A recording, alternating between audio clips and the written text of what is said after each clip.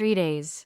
That's all it took. 3 days before Carol Whitfield passed away, her signature appeared on a document that erased 6 years of sacrifice.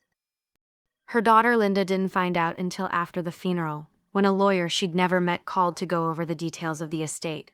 Linda thought it was a formality. It wasn't. Let's go back 6 years. Linda Carver was 48 when her mother's first stroke happened. She was working as a school administrator, married for 22 years, with a quiet life in a small Ohio town. Within a month of that stroke, everything changed. She reduced her hours. Then she took unpaid leave. Then, eventually, she left her job entirely. Carol moved into Linda's spare bedroom, the one that used to be an office, then briefly a guest room, and finally, a hospital room in disguise. Linda learned to manage 12 different medications. She learned the names of nurses, the schedules of home health aides, the sound her mother's breathing made when something was wrong. She gave up vacations. She gave up her hobbies. Eventually, quietly, painfully, her marriage gave up too. Her husband Tom didn't leave because he was a bad man. He left because he said he couldn't compete with the ghost in the next room, who was still alive. Linda stayed anyway, because that's what you do for your mother. Mark, Linda's younger brother, lived 4 hours away. He called on Sundays. He visited on holidays. Sometimes, he sent money when he could, which became less and less frequent as his construction business hit one bad year, then another. Linda never asked him for more. She told herself it was fine. Someone had to run a business. Someone had to care for Mom. Roles, she told herself. Just roles. She didn't know that those bad years had become something much worse. Mark was 3 months behind on a business loan secured against his own house. If he didn't find money soon, he'd lose everything he'd built. By early spring, Carol's heart specialist gave the family a number none of them wanted to hear. Weeks, maybe a couple of months. Mark started visiting more. Linda was relieved at first. Finally, some help. He brought flowers. He sat with their mother for hours. He even cooked dinner once, which Linda hadn't seen him do since they were teenagers. But something felt off. He kept asking Carol questions about the house and what she wanted to happen with things. Gentle questions, caring questions, on the surface. One afternoon, Linda walked in to find a man in a gray suit sitting at the kitchen table with Mark and her mother. Papers were spread across the table. Just a family friend helping us get things in order, Mark said, smiling. Linda didn't think much of it. She had medication to administer. She had a life to manage. She trusted her brother. That trust would cost her everything. And Carol passed away on a Tuesday morning, with Linda holding her hand. It was peaceful, quiet. The kind of ending Linda had hoped for after years of fear that it would be sudden, or painful, or alone. For 2 weeks, grief was the only thing Linda felt. Then came the phone call. Mrs. Carver, this is Attorney Holloway's office. We have your mother's updated will, and we'd like to schedule a reading with you and your brother. Updated will? Linda had seen their mother's will years ago. She knew its contents. The house, paid off thanks largely to Linda's financial contributions over the years, was to be split evenly. Carol's modest savings were earmarked to repay Linda for medical expenses she'd covered out of pocket. But the document Attorney Holloway read aloud was different. A house, in full, to Mark. The savings, what was left of them, to Mark. Linda's name appeared exactly once, in a single line. To my daughter Linda, I leave my love and gratitude. Dated 3 days before Carol's death. The room went silent. Linda stared at the paper, then at her brother, who wouldn't meet her eyes. Mom wanted this, Mark said quietly. She told me herself. She said you'd already taken enough over the years. The loans, what loans? Linda's voice cracked. The money you borrowed from her account for your house. She told me about it, Linda. Linda hadn't borrowed anything from her mother. If anything, it was the reverse, but she had never kept records, never asked for repayment, never imagined she'd need proof of her own sacrifice. She left the lawyer's office in a daze. 6 years. 6 years of her life, and a single sentence about love and gratitude was all that remained.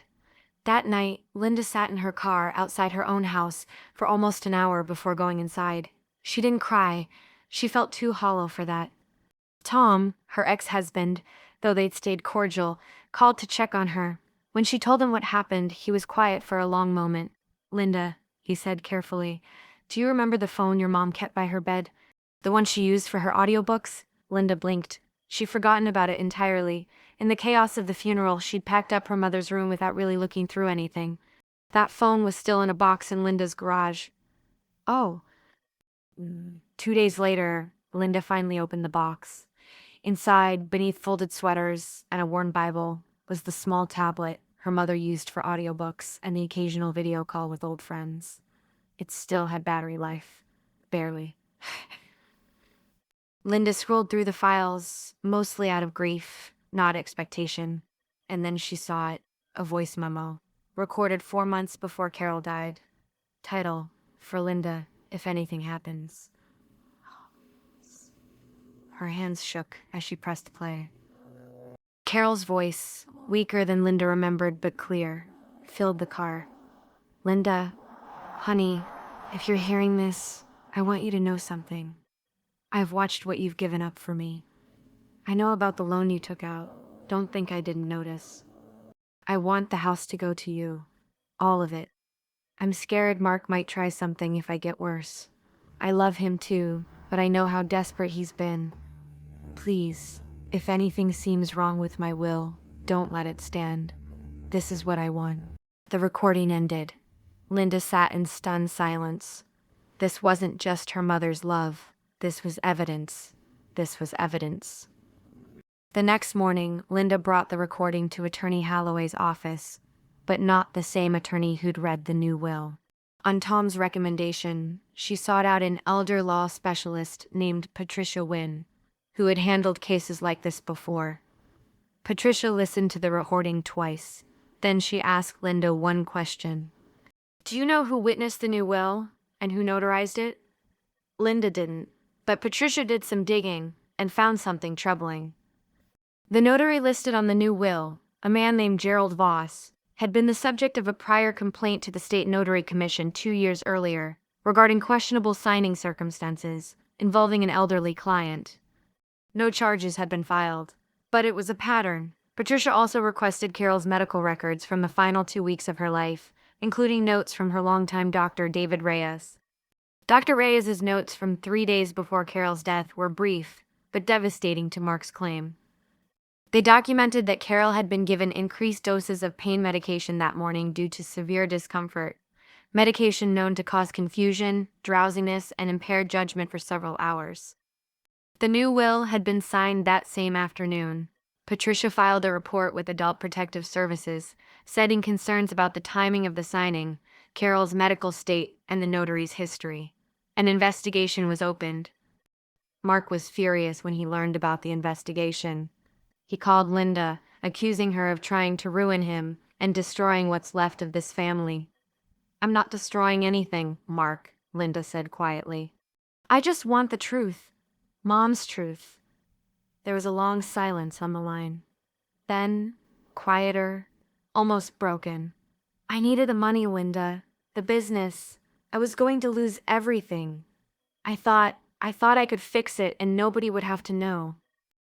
It wasn't an apology, but it was the first honest thing he'd said in months. The investigation took nearly 4 months. In the end, the state's findings were clear. Given Carol's documented medical condition at the time of signing, combined with the notary's prior history and the existence of Carol's recorded statement of intent, the revised will could not be considered a reliable reflection of her wishes. The court reinstated Carol's original will. The house, and what remained of the savings, passed to Linda, as her mother had intended. Mark didn't fight it further.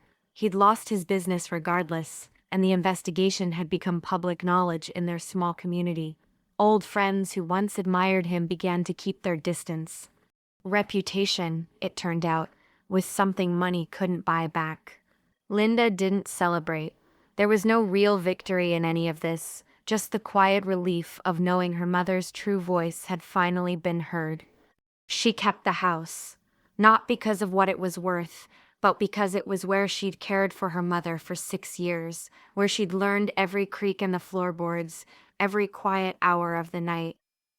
Then, months later, Linda donated a portion of the savings to a local caregiver support nonprofit, the kind of organization she wished had existed when she was drowning, alone, all those years. On the anniversary of her mother's passing, Linda sat in the same chair by the window where Carol used to listen to her audiobooks. She played the voice memo one more time. "This is what I want." For the first time in over a year, Linda finally felt at peace.